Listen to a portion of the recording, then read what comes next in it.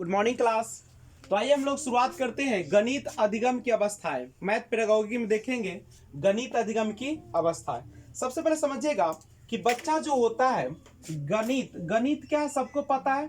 गणित एक क्या है, तार्किक विज्ञान है। क्या है, तार्किक विज्ञान है, जिसमें हम लोग क्या करते हैं, सोचते हैं, समझते हैं और किसी भी चीज पर कौन चीज करते हैं, तर्क करते हैं ना, लॉजिक करते हैं। और दूसरी बात, जो ये सोचने का काम करता है, तर्क करने का काम करता है, वह हमारे ब्रेन का कौन सा भाग करता है, दाया कि बाया करता है, तो बाया करता है। कौन सा करता है, लेफ्ट जो होते हैं ब्रेन, वही हम लोग को सोचने का काम करता है।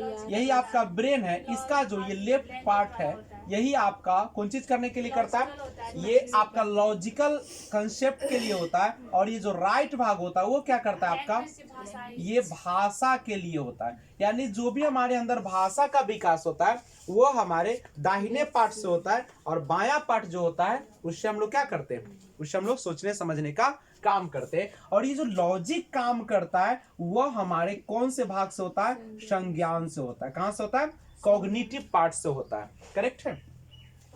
अधिगम क्या है, सभी को पता है। अधिगम यानी जिसको आप इंग्लिश में लर्निंग कहते हैं। अधिगम जो होता है वह जो होता है एक कैसी प्रक्रिया है, सहज प्रक्रिया है, स्वाभाविक प्रक्रिया है, जो बच्चा जन्म लेते ही क्या करना शुरू कर देता है, सीखना शुरू कर देता है। करेक्ट है, सहज है, स्वाभाविक है, प्राकृतिक भी कह सकते हो, नेचुरल होता है या प्रकृति नहीं, अधिगम। और यह जो होता है कहीं भी किया जा सकता है। अधिगम कहीं भी किया जा सकता है, कहीं भी की जा सकती है। ये औपचारिक होती है कि अनौपचारिक होती है, ये आपका अनौपचारिक होती है। ठीक है, इसका कोई लक्ष्य होता है क्या अधिगम का, बिल्कुल नहीं होता। लेकिन सीखना इसका जस्ट क्या होता है, अपोजिट। अवस्था आप सभी को पता है कि जिस तरीके से मानव 4 अवस्थाओं से होकर गुजरता है। नहीं, अगर जीन पियाजे के अनुसार देखें तो कितने अवस्था से गुजरता है, 4 की 5, कितना होता है। पहला अवस्था होता है जिसको बोलते हैं शैशवावस्था, उससे पहले भी नहीं, शैशवावस्था। अच्छा, जीन पियाजे के अनुसार आए तो कौन सा हो जाएगा, एक होगा इंद्रिय गामक अवस्था, उसके बाद आ जाएगा आपका पूर्व संक्रियात्मक अवस्था, संक्रियात्मक अवस्था, मूर्त संक्रियात्मक अवस्था और अमूर्त, यही ना। लेकिन उसको और देखा जाए, सबसे पहला हो जाता है जिसको हम बोलते हैं सेंसरी मोटर। पहला कौन होता है, सेंसरी, जिसको बोलते हैं इंद्रिय गामक अवस्था। उसके बाद कौन आ जाता है, पूर्व संक्रियात्मक यानी संक्रिया से पहले की अवस्था। नहीं, उसके बाद कौन आता है, मूर्त संक्रियात्मक, यही ना, यानी संक्रिया की अवस्था, ये संक्रियात्मक अवस्था। और चौथा कौन होता है आपका, अमूर्त, जिसको हम लोग बोलते हैं कौन सा, औपचारिक अनौपचारिक, औपचारिक। और मूर्त जो होगा कैसा होगा, औपचारिक अनौपचारिक होगा, अमूर्त क्या होगा, अमूर्त जो होगा औपचारिक होगा, और वह जो होगा आपका अनौपचारिक, ये होगा आपका। करेक्ट है, कोई दिक्कत। तो इसी प्रकार से गणित में भी बच्चा जन्म से लेकर और किशोरावस्था तक, जन्म से लेकर किशोरावस्था तक वह कई अवस्थाओं से होकर गुजरता है। ठीक है, तो आइए हम लोग गणित के बारे में थोड़ा सा जानते हैं। सबसे पहला, बच्चा जन्म से लेकर किशोरावस्था तक कितने अवस्थाओं से गुजरता है।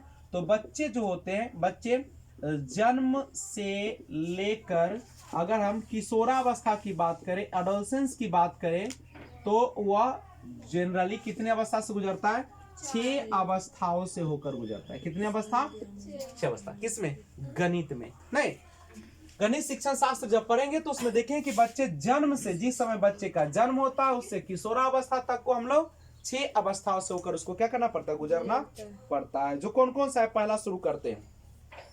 पहला जो होता है जिसको हम आरंभिक अवस्था कहते हैं, आरंभिक अवस्था, जो बिल्कुल शुरुआती अवस्था होती है, जिसको इंग्लिश में अगर कहा जाए तो इसको हम लोग कहते हैं इमरजेंट फेज। इमरजेंट फेज के नाम से जानते हैं।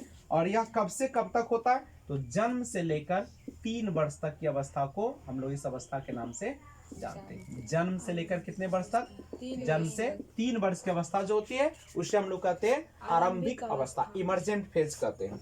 अब सवाल आता है कि इसमें बच्चा करता क्या है। देखिएगा, इसमें क्या करता है, बच्चा जो है किसी भी आकृति को या वस्तु को देखकर यह बता देता है कि कौन सा वस्तु बड़ा है और कौन सा वस्तु छोटा।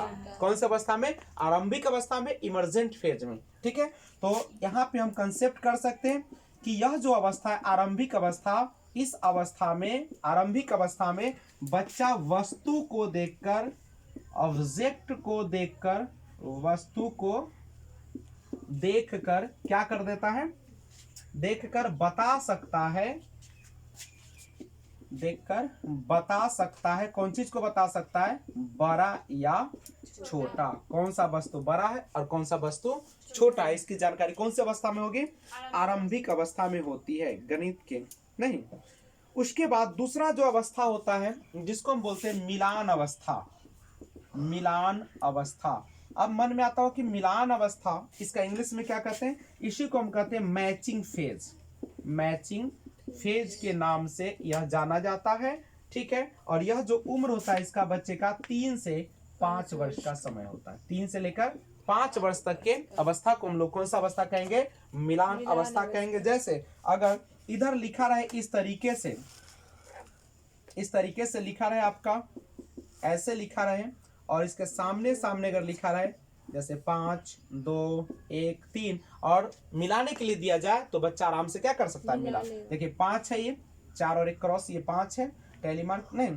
अब उसके बाद 2 के लिए इसके सामने है, 3 का ये होगा और 1 का ये होगा। यानी अगर ऑप्शन में दिया रहता है A B C और D, और इधर दिया रहता अगर आपका कैसे 1 2 3 और 4, तो बच्चा क्या करता है, ए का आंसर कौन हो जाता, पहला, बी का आंसर कौन हो जाता आपका दूसरा, सी का आंसर कौन हो जाता आपका चौथा, और डी का आंसर कौन हो जाता तीसरा।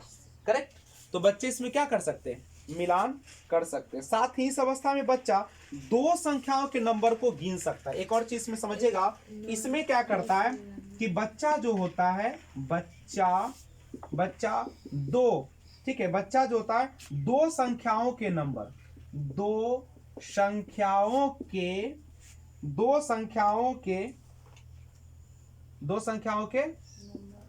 संख्याओं के संख्यांक कहिए नहीं, या गिनती बोल सकता है, ठीक है।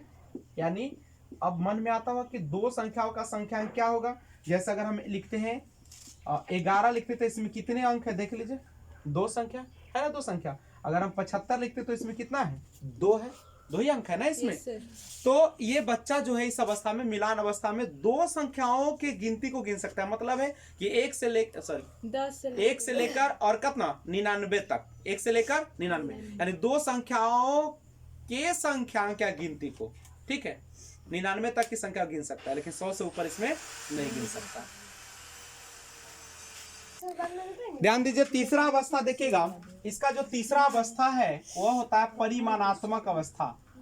परिमाणात्मक अवस्था, परिमाणात्मक अवस्था होती है तीसरी अवस्था गणित शिक्षण अधिगम का, जिसको हम लोग इंग्लिश में बोलते हैं क्वांटिफाइंग फेजेस या क्वांटिफाइंग फेज, ठीक है। ये जो होती है उम्र, वह कितना से कितना होता है, 5 से लेके 6 वर्ष तक होता है। 5 से 6 वर्ष की अवस्था को परिमाणात्मक अवस्था या क्वांटिफाइंग फेज के नाम से जाना जाता है। इसमें होता क्या है, तो इसमें जो बच्चा होता है वह विभिन्न तरीके से संख्या को व्यक्त कर सकता है। बच्चा विभिन्न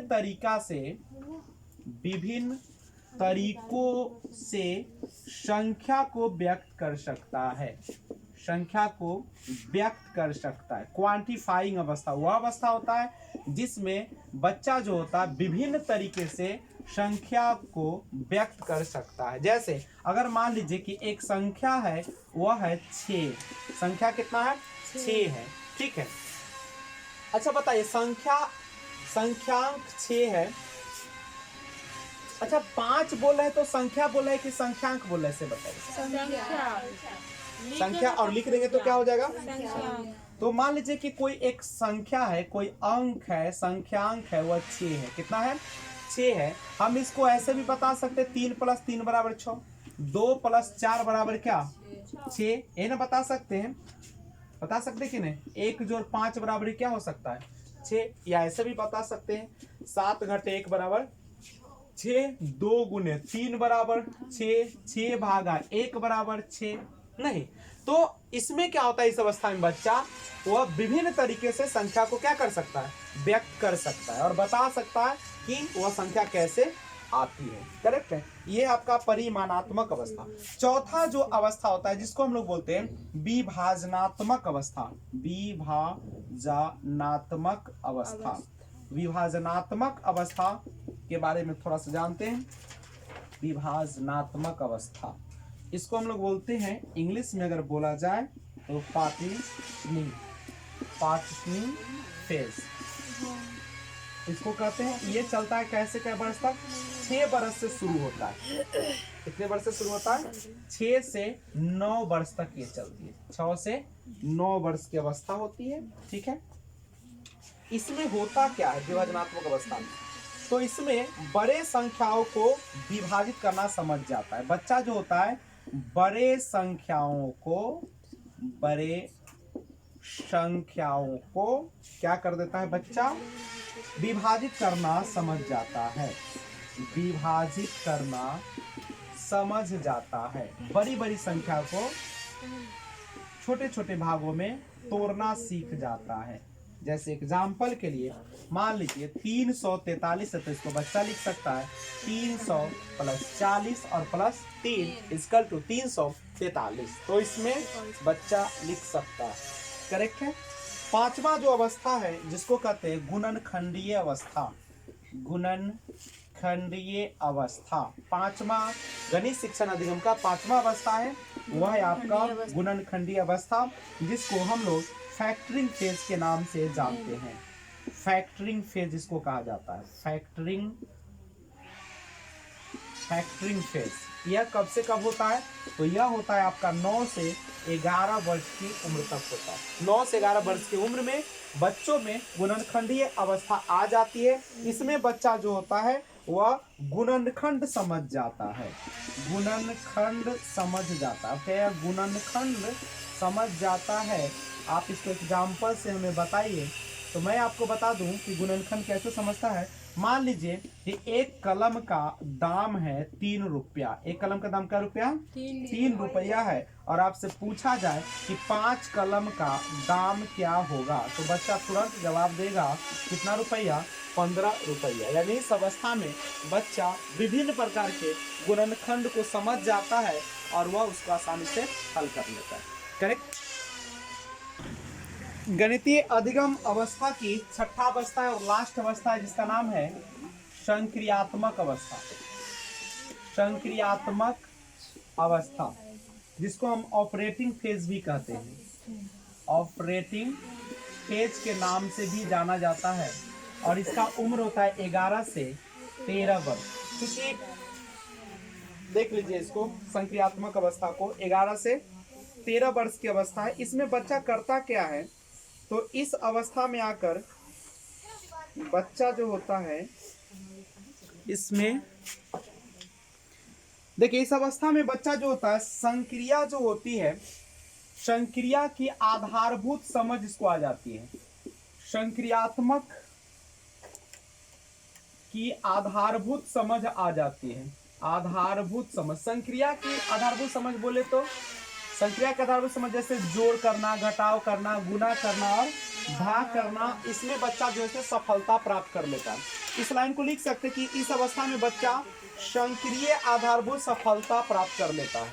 नहीं, संक्रिया की आधारभूत समझ इसको हो जाती है बच्चा को। जैसे अगर हम कहें 632 को वो लिख देता है 600 + 30 + 2, और इसको भी वो लिख देता है 6 × 100 + 3 × 10 + 2 × 1। यानी इसमें बच्चा जोड़ घटाव गुना भाग करना क्या कर लेता है, सीख लेता है। कौन अवस्था में, संक्रियात्मक अवस्था में।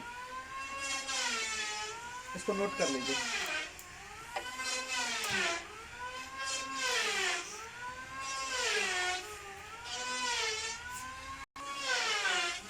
इस अवस्था में बच्चा संक्रिय आधारभूत में सफलता प्राप्त करता है, यानी जोड़ घटाव गुना भाग को समझ जाता है।